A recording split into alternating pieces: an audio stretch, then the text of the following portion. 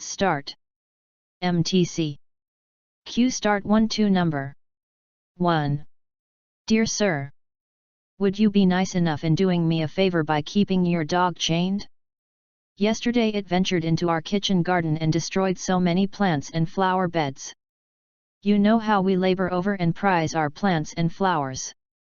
Your dog is not ferocious, but even then it scares our children when let loose. The other day it scratched a passerby with its sharp nails and scared a babysitter into screaming. I hope you understand and appreciate the nuisance caused sometimes by your pet. It is in the interest of our good neighborly relations that we cooperate in every possible way. Yours sincerely, S. Mazumder. S. Mazumder. MTC. Good job. Let's start. MTC. Q start 1-2 number 2. Do you think the early pioneers of America thought about payback when they helped each other build houses and barns? Everyone needed help, and we still do, so it just came naturally. Today we have put ourselves into many little isolated boxes, houses, cars, and cubicles, and it is difficult to find our way out into an open space. Working in the hospital as a therapist and an administrator for many years, I know that the people who could ask for help and graciously accept it were the ones the staff most liked to take care of. Owning our vulnerability and pain makes us all more human. It creates space for others to help us as well as to own their vulnerability. It's not such a bad place to be. MTC. Good job. Let's start. MTC. Q start 1-2 number 3. An excellent example of the importance of making accurate predictions has to do with the Marshall Plan. Marshall Plan. After World War II, some staffers in the U.S. State Department had come up with a novel plan designed to avoid the depression that followed most wars. 2. Quite simply, the plan was for the U.S. to give financial support to the European countries so they could get back on their feet economically. They wanted to call it the Truman Plan. Truman Plan. When they suggested this to the president, he rejected the idea of using his name. He sensed that many members of Congress were hostile and would vote down a good idea because his name was associated with it.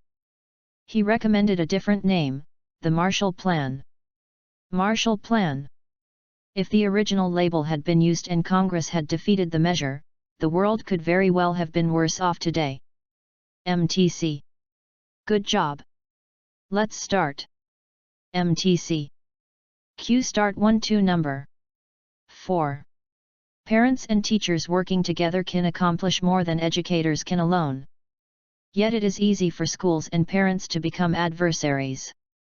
As school staff, we may believe that parents are responsible for their child's behavior because of their parenting style or their denial of the problem. It is sometimes difficult for parents to work with schools. Many parents do not trust school staff. They may have had negative experiences in school themselves or struggles with other authority figures in their lives. Parents may be unsatisfied with the school's attempts to protect their children. They may believe that we do not like their children or that we fail to see their child's point of view. Parents may wish that school staff would protect or help their children more. It is easy to initiate a cycle of mutual blaming. MTC. Good job. Let's start. MTC. Q start 1-2 number 5. It has been said that eye movements are windows into the mind, because where people look reveals what environmental information they are attending to. However, there is more to attention than just moving the eyes to look at objects. We can pay attention to things that are not directly in our line of vision, as evidenced by the basketball player who dribbles down court while paying attention to a teammate off to the side, just before she throws a dead-on pass without looking. We can also look directly at something without paying attention to it. You may have had this experience if you have been reading a book and then suddenly become aware that although you were moving your eyes across the page and reading the words, you had no idea what you had just read. Even though you were looking at the words, you apparently were not paying attention.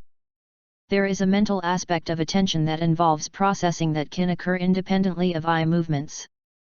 MTC. Good job. Let's start. MTC. Q start 1-2 number 6. We seem to particularly need stories during times of great sorrow and loss.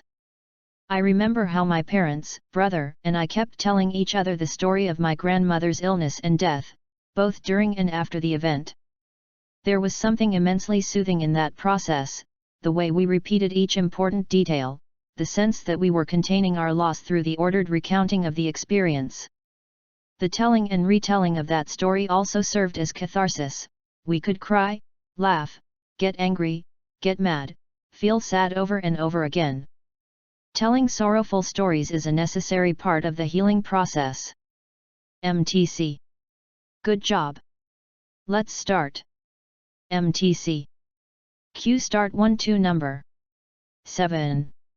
The motivations of aggressive drivers were considered in an Australian study reported by Lennon and Watson, who interviewed 30 drivers, aged 18 to 49 years, about their experiences with aggressive driving.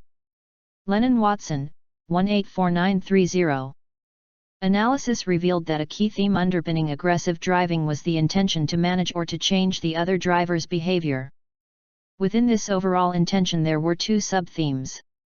The first was where the interviewee said that their aggressive driving was to display their disapproval of the other driver's actions. The second was to teach the other driver a retaliatory lesson so that they, the other driver, could become a better driver. Needless to say, such actions can have a far from didactic effect and may escalate the exchanges as the other driver responds to the aggressive driver. MTC. Good job.